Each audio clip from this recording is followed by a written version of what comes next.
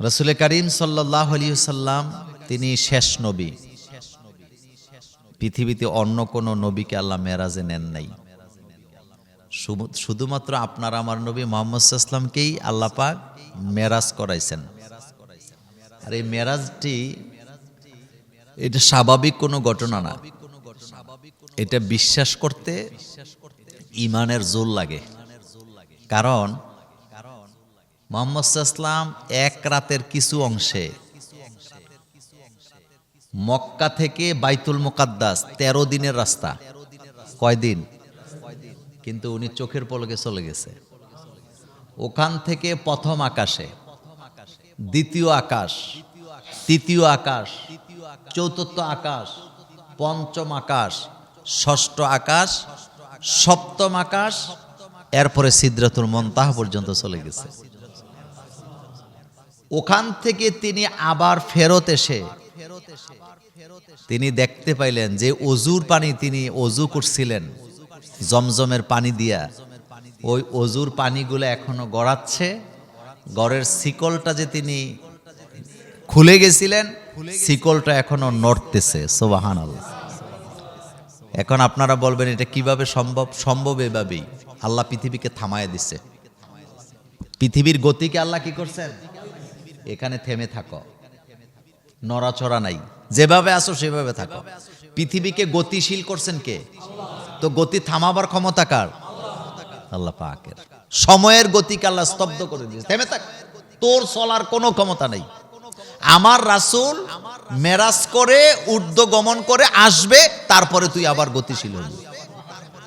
তার কারণ কি জানেন? তার কারণ হলো, যদি গতি চলমান থাকতো তাহলে রাসূল সাল্লাল্লাহু আলাইহি ওয়াসাল্লাম এসে দেখতো 1 বছরের বাচ্চাটার বয়স 27 বছর হয়ে গেছে, আর যেটার বয়স 60টা ছিল ওইটার বয়স হয়ে যেত কত? 87। বুড়ো হয়ে গেছে। এই জন্য গতিকে থামায় দিছে কে? এবার খেয়াল করেন, কোরআনুল কারীমে যত ঘটনা আল্লাহ বলেছেন, হযরতে ইউসুফ আলাইহিস সালামের ঘটনা বর্ণনা করতে যে আল্লাহ সুবহানাল্লাহ শব্দটা ব্যবহার করেন নাই। চন্দ্র সূর্যের বর্ণনা দিতে যে আল্লাহ সুবহান শব্দ ব্যবহার করেন নাই। হযরতে লূত আলাইহিস সালাম, জাকের আলাইহিস সালামের ঘটনা বলতে যে আল্লাহ পাক সুবহান শব্দ ব্যবহার করেন নাই। অসংখ্য ঘটনা বর্ণনা করেছেন কোরআনে, কোন সব ঘটনা বলার আগে আল্লাহ সুবহান শব্দ ব্যবহার করেন নাই। শুধুমাত্র মেরাজের ঘটনার বেলায় আল্লাহ বললেন সুবহানাল্লাযী আসরা বিআবদিহি লাইলাম মিনাল মাসজিদিল হারামি ইলাল মাসজিদিল আকসা। এখানে আল্লাহ পাক সুবহান শব্দ ব্যবহার করে জানাই দিলেন, ও দুনিয়ার মানুষেরা, ঘটনাটা আমি এমন আল্লাহ ঘটাইছি যে আল্লাহর কোনো দুর্বলতা নাই, অক্ষমতা নাই। আল্লাহ পারেন না এমন কিছুই নাই। সর্বময় ক্ষমতার মালিক, পুত পবিত্র যিনি, তিনি ঘটনাটা ঘটাইছেন। সুতরাং ঘটনা নিয়ে তোমাদের প্রশ্ন থাকার কোনো কারণ থাকতে পারে না। ঘটনা ঘটাইছে কে? আল্লাহ। কিন্তু তোমাদের মাথায় এটা ঢুকবে না। আল্লাহ রাসূল যখন মেরাজের ঘটনা বর্ণনা করতেছিলেন, আবু জাহেল এনে হাজির হয়েছে। হাজির হওয়ার পরে আবু জাহেল যখন মেরাজের ঘটনা শুনছে, আবু জাহেল কয়, মুহাম্মদ, তোমার এতদিন পাগল বলতাম, কিন্তু কোনো সুবুত ছিল না, দলিল ছিল না। কিন্তু আজকে তুমি যেই কথা বলতেছ, কোথায় মক্কা, কোথায় জেরুজালেম, 13 দিনের রাস্তা, আবার প্রথম আকাশ, দ্বিতীয় আকাশ, সিদরাতুল মুনতাহা পর্যন্ত তুমি গেছো। আচ্ছা, এই ঘটনা যে তুমি বলতেছ, তোমার সবচেয়ে কাছের যে লোকটা আবু বকর সিদ্দিককে আমি ঘটনাটা শোনাই, দেখি তোমার কথা বিশ্বাস করে কিনা। আল্লাহ নবী বলেন, যাও, এক্ষণ চলে যাও। আবু জাহেল ভাবছিল এই ধরনের ঘটনা বললে আবু বকর সিদ্দিক অবিশ্বাস করে কালিমার পথ ছেড়ে দিবে। যায় বলতেছে, আবু বকর, যাকে তুমি নবী বলে মানো, যাকে তুমি রাসূলুল্লাহ বলে স্বীকার করো, আমি এইমাত্র তার দরবার থেকে আসলাম। তিনি এমন এক কথা বলছে যেটা পাগলও বলতে পারে না, পাগলও বিশ্বাস করবে না। আর সেই কথা হলো কালকে নাকি রাত্রেবেলা মুহাম্মদ সাল্লাল্লাহু আলাইহি ওয়াসাল্লামের মেরাজ হয়েছে, তাও নাকি তিনি রাতের কিছু অংশে মেরাজ কইরা চলে আসছে, বাইতুল মুকাদ্দাসও গেছে।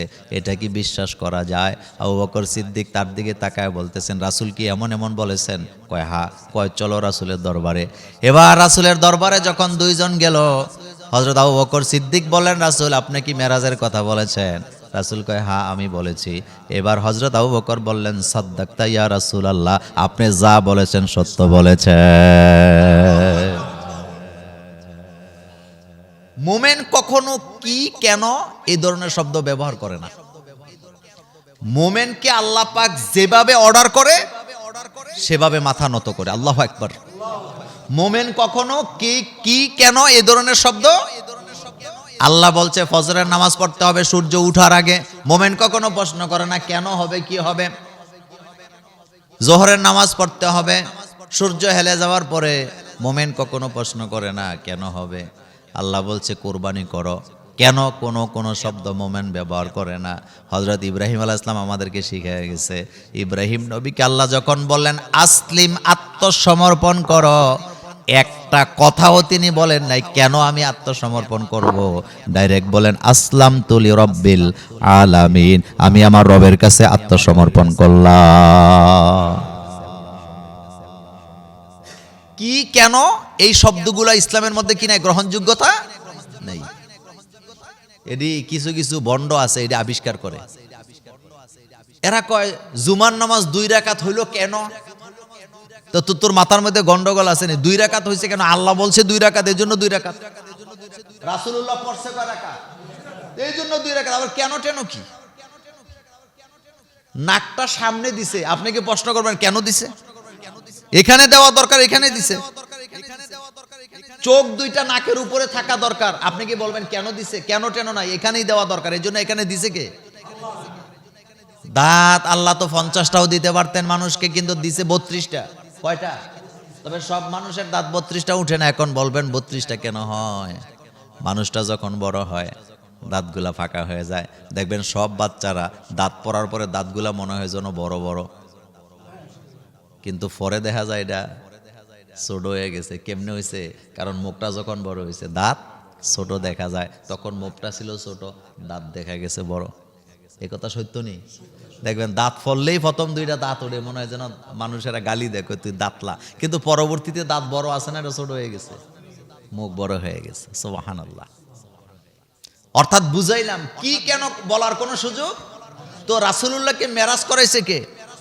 কেমনে করাইছে, কি করছে? আল্লাহকে এগুলো প্রশ্ন করার দরকার নেই, আমি আল্লাহ করাইছি এটা তুমি বিশ্বাস করে নাও। কিন্তু অনেকে ইমানের দুর্বলতার কারণে বিশ্বাস করতে পারে নাই, বিশ্বাস করতে পারে নাই, ইমান ছেড়ে চলে গেছে। তা আল্লাহর কোনো ক্ষতি হয়েছে নি? ইসলামের কোনো ক্ষতি হয়েছে নি? না। এই কথাটা এইভাবে শেষ করতে চাই, কোনো পাগল, কোনো মাথা খারাপ অথবা যাদের ভিতরে সংশয় আছে তারা কখনো মেরাজের ঘটনা বিশ্বাস করতে পারবে না। আর যারা প্রশ্ন ছাড়া মেরাজের ঘটনাকে বিশ্বাস করছে তারা হলো পাক্কা মোমেন। সুবহানাল্লাহ। তারা কি মোমেন? আল্লাহ পাক বলছেন সুবহানাল্লাযী আসরা বিআবদিহি লাইলাম মিনাল মাসজিদিল হারামি ইলাল মাসজিদিল আকসাল্লাযী বারাকনা হাওলাহু লিনুরিয়াহু মিন আয়াতিনা। আল্লাহ পাক বলেন তিনি পুত পবিত্র, সুবহান, তিনি পুত পবিত্র, দুর্বলতা ক্ষমতা মুক্ত। আল্লাযী, যিনি আসরা ভ্রমণ করিয়াছেন, বিআবদিহি তার গোলামকে, তার বান্দাকে, তার মানে রাসূলুল্লাহকে, লাইলাম মিনাল মাসজিদিল হারাম, মসজিদে হারাম থেকে, ইলাল মাসজিদিল আকসা, মসজিদ আকসা পর্যন্ত, আল্লাযী, যিনি বারাকনা হাওলাহু, এই মেরাজকে বরকতময় করেছেন, লিনুরিয়াহু মিন আয়াতিনা, যাতে করে আল্লাহ তার নিদর্শনগুলা তার রাসূলুল্লাহকে নিজের চোখে দেখায় দিতে পারে। ইন্নাহু হুয়াস সামিউল বাসীর, নিশ্চয়ই আল্লাহ পাক সবকিছু শুনেন এবং সবকিছু দেখেন। লিনুরিয়াহু মিন আয়াতিনা, আল্লাহ রাসূলকে বলতেছেন, রাসূল এতদিন আপনি জান্নাতের শুভ সংবাদ জাহান্নামের দুঃসংবাদ মানুষকে দিছেন, জিবরাইলের কাছে শুই না, আমার কাছে শুই না। এখন দিবেন দেইখা, সুবহানাল্লাহ কোন। এখন আপনি দিবেন। আচ্ছা, দেখা জিনিস আর শোনা জিনিস দুইটা কি একরকম? আল্লাহ কয় রাসূল গো আপনি দেখে দেখে বলবেন। আমার কলেজার ভাইয়েরা, রাসূল দেখে দেখে এবার বর্ণনা করতেছে জান্নাতের কথা, জাহান্নামের কথা। আল্লাহ কয় রাসূল গো আপনাকে আমি দেখায় দেব, আপনি দেখে দেখে বলবেন। কবি কি সুন্দর করে বলেছেন, শানিদা কায় বুয়াদ মানেন দে দিদা, শানিদা কায় বুয়াদ মানেন দে দিদা, তোরা দিদা ও ইউসুফরা শানিদা। শোনা কথা আর দেখা কথা দুইটা একরকম না। আপনি যেটা শুনছেন এটা অসম্পূর্ণ, পরিপূর্ণ না, আপনি পরিপূর্ণ বর্ণনা দিতে পারবেন না। কিন্তু আপনি যেটা দেখছেন এটার মধ্যে, বর্ণনার মধ্যে নিখুঁত, এটার মধ্যে ভুল হওয়ার কোনো সম্ভাবনা। তিন অন্ধ, কয় অন্ধ? তিন অন্ধের শখ জাগ যে হাতি দেখবে।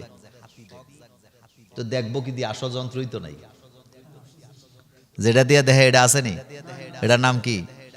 তো চোখ আসেনি নাই, কিন্তু দেখবে, হাতি দেখবে। তিন অন্ধ বন্ধু, তিনজন গেছে হাতি দেখার জন্য। তো হাতি তো চোখ দিয়ে আর দেখতে পারতেছে না, এখন দেখবো কিভাবে? হাত দিয়া অনুমান করবে জিনিসটা কি। হাতি টাতি দেখছে, খুব ভালোভাবে দেখছে, মানে হাতে যতটুকু দেখা যায় চোখে দেখে নেই। দেখা বাড়িতে গেছে, যায় একজন আরেকজনের সাথে কথা বলতেছে, তিনজন। তো এক বন্ধু বলতেছে, হাতি তো দেখলি, কেমন দেখলি রে? তো অন্ধের মধ্যে একজন বলতেছে, এতদিন শুনছি হাতি নাকি এইরকম এইরকম, এইটি সব ভুল। আমি একেবারে সুন্দর করে ধরে টরে ঘইসা মাইজা দেখলাম, আসলে লোকেরা কি বলতো, আমি তো দেখলাম হাতি একটা পিলারের মতো। দ্বিতীয় কানায় কয়, অন্ধ বলতেছে, বেটা তুই গোড়ার ডিম দেখছ, তোর চেয়ে আরো বেশি আমি একেবারে দুই হাতে ডইলা ডইলা দেখছি।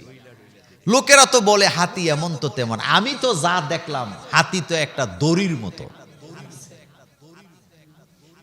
দড়ির মতো পেঁচানো রশি, কাশি যেটারে কয়। তৃতীয় জন কয়, তোদের দুইজনের একজনেরটা হইছে না। আমি একেবারে ডইল্লা ডইল্লা গৈসা গৈসা এই পিঠ ওই পিঠ দেখছি। বেটা লোকেরা তো বলছে হাতি এরকম তো সেরকম, আমি তো দেখলাম হাতি একটা কুলার মতো। কুলা চেনেন না, দাম ঝাড়ে যে, আপনারা কি বলেন? কুলা। আচ্ছা বলেন তো, কাঠটা ঠিক হইছে? কথা কয় না, কাঠটা ঠিক হইছে? যেতে কইছে পিলারের মতো, হেতে মূলত ধরছে পায়ের মধ্যে। কোন জায়গায় ধরছে? এই জন্য কয়টা পিলারের মতো। যেতে কইছে রশির মতো, হেতে ধরছে ছুরির মধ্যে, নাকের মধ্যে। নাকটা এরকম না হাতির? তো যেতে বলছে যে কুলার মতো, আসলে কান ধরছে। কি ধরছে? কান ধরছে। কথাটা কেন বলছি? না দেখলে আপনি কখনো পারফেক্ট বর্ণনা দিতে পারবেন না। রাসূলুল্লাহ বর্ণনা দিতে পারবেন পারফেক্ট, কিন্তু এরপরও আল্লাহ বললেন লিনুরিয়াহু মিন আয়াতিনা, নবী আমি আপনাকে মেরাজে এনে জান্নাত জাহান্নাম দেখায় দিলাম, যাতে আপনার উম্মতকে আপনি প্র্যাকটিক্যালি বুঝাই দিতে পারেন। জুমুর একটা মাদ্রাসা হয়েছে, কুমিল্লা জামিয়া দারুল হুদা কমপ্লেক্স, কিন্তু কোন ব্যক্তি দূর থেকে শুনলে বলতেও পারবে না এটা কোন জায়গায় হয়েছে, লোকেশনটা কি কেমন বলতে পারবে না। কিন্তু উনি যদি আয়শা দেখে বলতে পারবে এটা তো মেইন রাস্তার পাশেই, ভিতরে যাওয়া লাগে না, এরকম এরকম, এদিক দিয়ে একটা রাস্তা চলে গেছে, এদিকে এইভাবে করে রাস্তাটা চলে গেছে। দেখা জিনিসের বর্ণনা ভালোভাবে দেওয়া যায় নাকি যায় না? এই জন্য আল্লাহ পাক বলছে লিনুরিয়াহু মিন আয়াতিনা। এখন মক্কার কাফেররা বলতেছে, মুহাম্মদ সাল্লাল্লাহু আলাইহি সাল্লাম তুমি মক্কা থেকে, অর্থাৎ মসজিদে হারাম থেকে মসজিদে আকসার দূরত্ব হলো 13 দিনের রাস্তা। কতদিন? একটা হলো মক্কা, আর একটা হলো জেরুজালেম। তো তুমি তো বললা যে তোমার রব তোমাকে আগে জেরুজালেম অর্থাৎ বাইতুল মুকাদ্দাস নিয়ে গেছে, এটা কি সম্ভব? তুমি কেমনে গেলা? রাসূল কয় আমি ঘুমায় আছিলাম, জিবরাইল এসে আমার ঘুম থেকে জাগাইছে, জাগায় আমাকে জমজমের কূপের কাছে নিচে, নেওয়ার পরে আমার সিনাটা কাটছে, সুবহানাল্লাহ কোন, আমার সিনাটা কাটছে, কাইটে আমার কলবটাকে একটা স্বর্ণের কি এর মধ্যে রাখছে, পেয়ালার মধ্যে, থালার মধ্যে রাখছে, রেখে এটারে দৌত করছে, করে এটাকে জাগা মতো আবার ফিট করছে।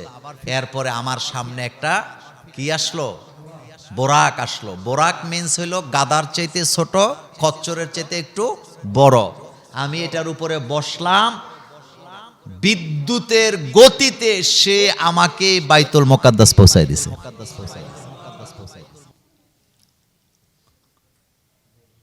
এবার কয় আর কোন সবুত আছে নি? কয় আছে। কয় কি?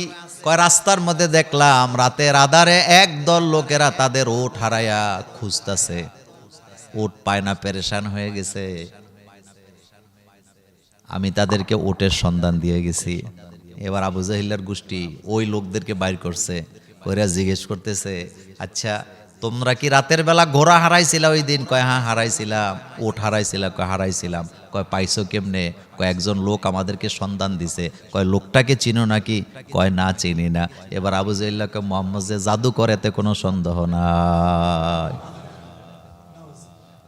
কবিদের একটা ভাষা আছে, ঠাইসা দিলে ভাইসা উড়ে জান নসিবে নাই। এটার অর্থ কি জানেন? এটার অর্থ কিন্তু ভালো। এটার অর্থ হলো আপনার কপালে যদি না থাকে, এটা আরেকজনের ধাক্কায় আপনার কপালে এটা দেওয়ার কোনো ক্ষমতা কি নাই। আপনার কপালে থাকতে হবে ভালো জিনিস। কপালে না থাকলে আপনি কখনো পাবেন না। যতই চেষ্টা করুক, মানুষে চেষ্টা করুক, লাভ হবে না। আপনার কপালে থাকতে, আর কপালে যদি থাকে কোনো না কোনো ওয়েতে আপনি জিনিসের মালিক হয়ে যাবেন। আবু জাহেলের কপালে কি নাই? হেদায়েত নাই। যার কারণে কয় তুমি তো জাদুকর। তো জাদুকর হলো কেমনে? তারা তো সাক্ষী দিল যে আমাদেরকে একটা লোক আমাদের ওটটা কি সন্ধান দিছে রাতের বেলা। সুবহানাল্লাহ। আমার কলেজার ভাইয়ের, আল্লাহর নবী দুনিয়া থেকে যদি ডাইরেক্ট আকাশে চলে যেতেন, দুনিয়ার মানুষেরা সেটা বুঝতো না, তারা সুবুত নিতে পারতো না। সেজন্য আল্লাহ রাব্বুল আলামিন তার হাবিবকে মক্কা থেকে আগে জেরুজালেম নিয়ে গেছে। কারণ জেরুজালেম তো দুনিয়াতেই অবস্থান করছে, মানুষেরা বুঝবে আল্লাহর নবী যেই জায়গায় তার বরাকটাকে বাইদা মসজিদে 2 রাকাত নামাজ পড়েছিলেন, সেই পিলারটা আজও জেরুজালেমে আছে।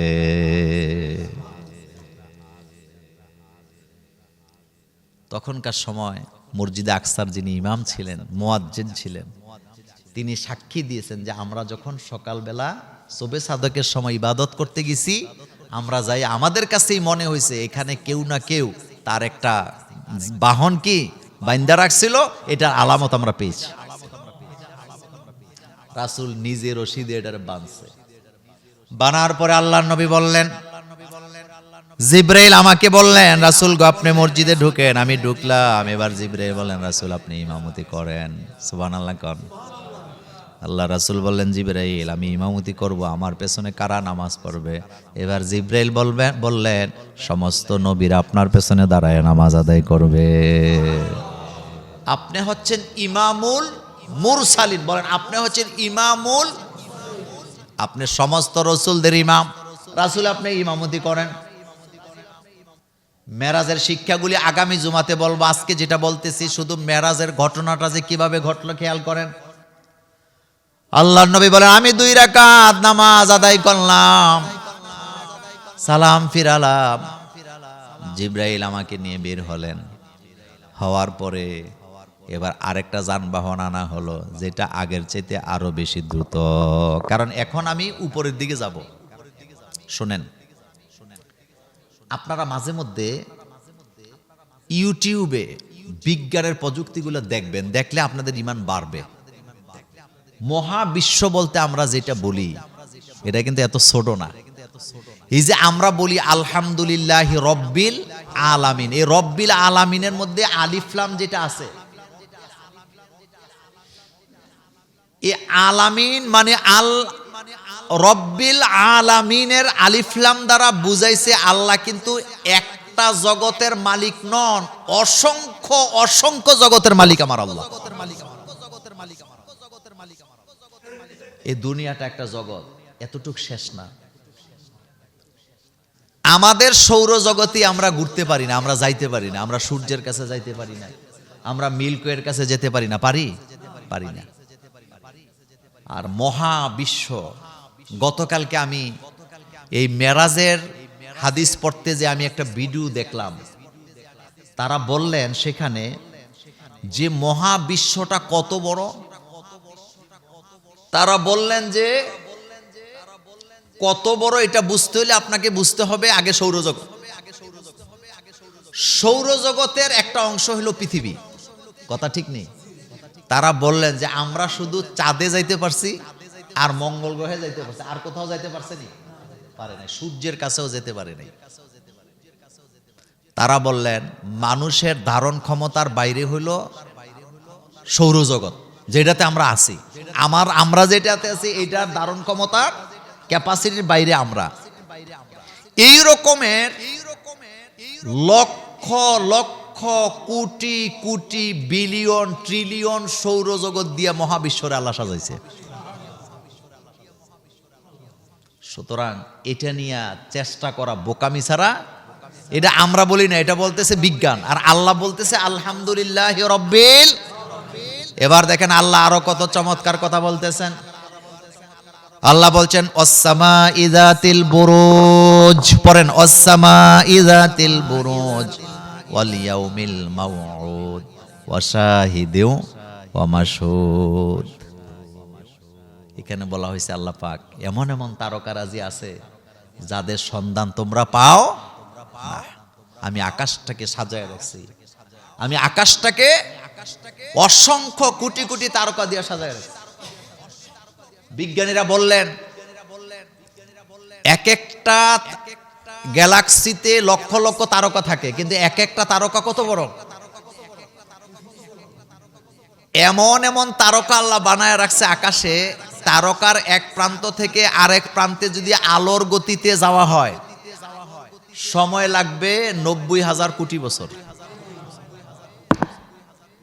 সূর্য আমাদের থেকে এত দূরে, বিজ্ঞানীরা সূর্যের কাছেও যেতে পারে নাই, কিন্তু সূর্যের আলো সূর্য থেকে পৃথিবীতে আসতে সময় লাগে মাত্র 8 সেকেন্ড না মিনিট? 8 মিনিট। কয় মিনিট? 8 মিনিট। কিন্তু অসংখ্য তারকারাজি যেখানে মৃত্যুবরণ করে এটাকে বলা হয় ব্ল্যাক হোল। কি বলা হয়? আর ব্ল্যাক হোল মানে কি? ব্ল্যাক হোল মানে এই যে বড় বড় তারকার কথা এখন বললাম, এই তারকাগুলা ঘুরতে ঘুরতে ঘুরতে ঘুরতে কোনো কারণে যদি ব্ল্যাক হোলের মুখে পড়ে যায়, বিজ্ঞানীরা বলেছেন একটা বাচ্চা যেমন একটা চকলেটকে মুখে নিয়ে চাবাইয়া গিলে ফেলে, এই ব্ল্যাক হোলে তারকাটা এমন ভাবে হারায়া যায় তার অস্তিত্ব আর কখনো খুঁজে পাওয়া যায় না। গতি সেখানে কাজ করে না। সুবহানাল্লাহ কোন। আমাদের পৃথিবীর একটা নির্দিষ্ট গতি আছে, এই জন্য আমরা এখানে বেঁচে আছি, চলতেছি। কিন্তু এই গতি মহাকাশ যেটাকে বলে ওখানে কোনো কাজই করে না, এক কথা শেষ। আপনি গতি দিয়ে যাইতে পারবেন, যাইতে যাইতে যাইতে যাইতে কোটি কোটি বছর চলবেন, কিন্তু আপনার যাওয়া কি হবে না? শেষ হবে না। এই মহাবিশ্ব পরিচালনা করেন কে? আল্লাহ। তা আপনি এর দূরে একটা মাথা দিয়া, পৃথিবীর তুলনায় আমরা এত ছোট, পৃথিবী যে ঘুরে এটাই তো আমরা বুঝি না। কেন বুঝি না? কারণ আমরা পৃথিবীর তুলনায় কি একেবারে ছোট। আর সৃষ্টি সৌরজগতের তুলনায় পৃথিবীটা এত ছোট, মহাকাশ থেকে ছবি নিলে পৃথিবীটা খুঁজে পাওয়া যায় না। সুবহানাল্লাহ বাইজ্জায় কই না। এই জন্য বড় বড় বিজ্ঞানীরা নাস্তিক হয় না। বড় বড় বিজ্ঞানীরা কি হয় না? নাস্তিক হয় না। তারা বুঝে এই মহাবিশ্বকে পরিচালনা করার জন্য একজন আছেন। বলেন তো তিনি কে? আর রাসূলুল্লাহকে মেরাজে নিছেন কে? সেই আল্লাহ পাক। এটা এমনি নরমাল ভাবে চিন্তা করলে বুঝবেন না। হুজুরে ওয়াজ করতেছে জুমার খুতবায়, আপনি বুঝা নেবেন ব্যাপারটা, আপনাকে বসে বসে চিন্তা করতে হবে। এজন্য আল্লাহ কোরআনে বলছে চিন্তাশীলরা, মুমিনেরা চিন্তা করে। বলেন চিন্তাশীলরা কি করে? চিন্তা করে। এটা এই কথা কার? আল্লাহ পাকের। আল্লাহ পাক বলছেন মুমিনেরা চিন্তাশীল হয়, তারা চিন্তা করে। তো রাসূল করিম সাল্লাল্লাহু আলাইহি ওয়াসাল্লাম তিনি ঊর্ধ্বগমন করলেন, ওখানে 2 রাকাত নামাজ তিনি পড়লেন। পড়ার পরে তিনি প্রথম আকাশে গেলেন। প্রথম আকাশে যাওয়ার পর দরজা বন্ধ। দরজা কি বন্ধ। এটা হাদিস, বুখারীতে লম্বা হাদিস। পুরো হাদিসটা আজকে বলতে পারবো না, আজকে শুধু প্রথম অংশটা বলি। যখন সেখানে গেল, রাসূল বলেন জিবরাইল আমিন দরজার মধ্যে কড়া নাড়া দিলেন। জিবরাইল ফেরেশতা দরজার গেটে নক করলেন। দরজা বন্ধই থাকে, দরজা খোলা থাকে না, এটা নিরাপত্তার ব্যাপার। আল্লাহর নবী বলেন জিবরাইল যখন কড়া নাড়া দিলেন, ভিতর থেকে ফেরেশতারা জিজ্ঞেস করলেন, প্রহরী ফেরেশতারা বললেন মান আনতা, আপনি কে? জিবরাইল বললেন আনা জিবরাইল, আমি জিবরাইল। এতটুকু বলার পরে ফেরেশতারা দ্বিতীয় প্রশ্ন করলেন অমাম মাআকা, আপনার সাথে কে? এবার জিবরাইল জবাব দিলেন মুহাম্মাদুর রাসূলুল্লাহ সাল্লাল্লাহু আলাইহি ওয়াসাল্লাম। এবার ফেরেশতারা তৃতীয় প্রশ্ন করলেন মুহাম্মদ সাল্লাল্লাহু আলাইহি ওয়াসাল্লামকে কি দাওয়াত দেওয়া হয়েছে? এবার জিবরাইল বলেন হ্যাঁ দাওয়াত দেওয়া হয়েছে। এবার রাসূল বলেন বলতে বলতে সাথে সাথে আমাদের জন্য প্রথম আকাশের দরজা খুলে দেওয়া হলো। আকাশ নিয়েও আমাদের মধ্যে ভুল ধারণা আছে। আমরা মনে করি উপরের দিকে তাকালে যেটা নীল নীল লাগে এটাই আকাশ। না, এটা আকাশ না, আকাশ বহুদূর। ওয়া যায়্যানাহা লিন-নাযিরিন ওয়া হাফিজনাহা মিন কুল্লি শাইতানির রাজিম।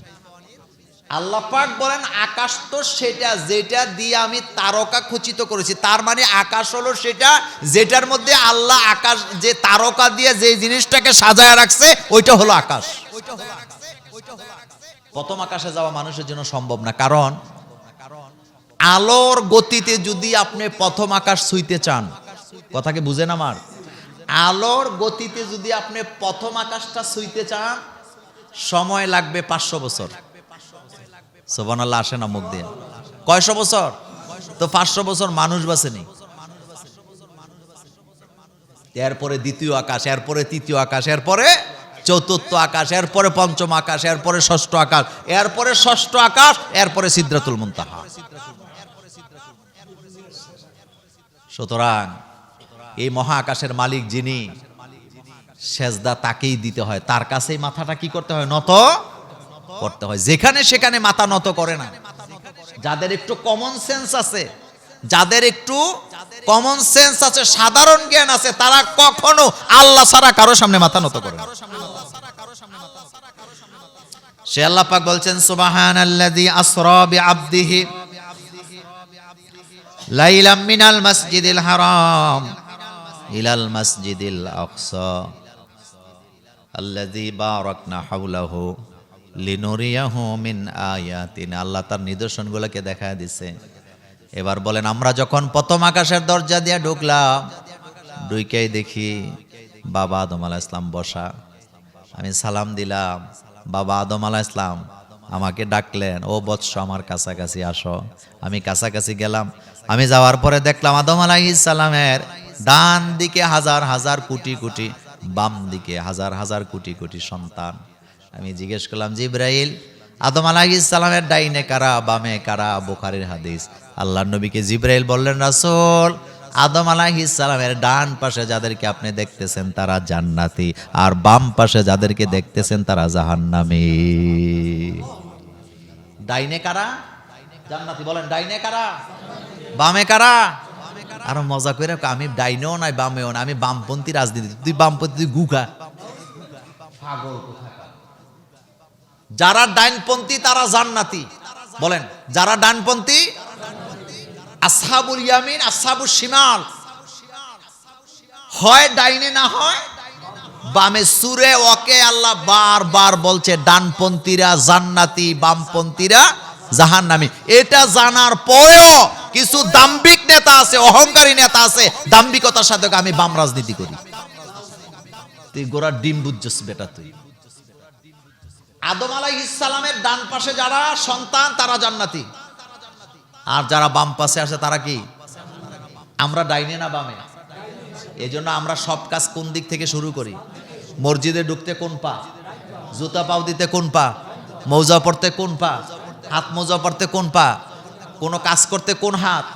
ভাত খাইতেছেন কোন হাতে? খাবার নিতেছেন প্লেট থেকে কোন দিক থেকে? ডান দিক থেকে। সব জায়গায় ডাইনে, শুধু খারাপ জায়গায় বামে। যেমন বাথরুমে ঢুকতেছেন তখন কোন পা? বাম পা দিয়ে ঢুকবেন। বাথরুমে আপনি পানি খরচ করতেছেন কোন হাত? বাম হাত। আর বাকি সব কাজ হবে।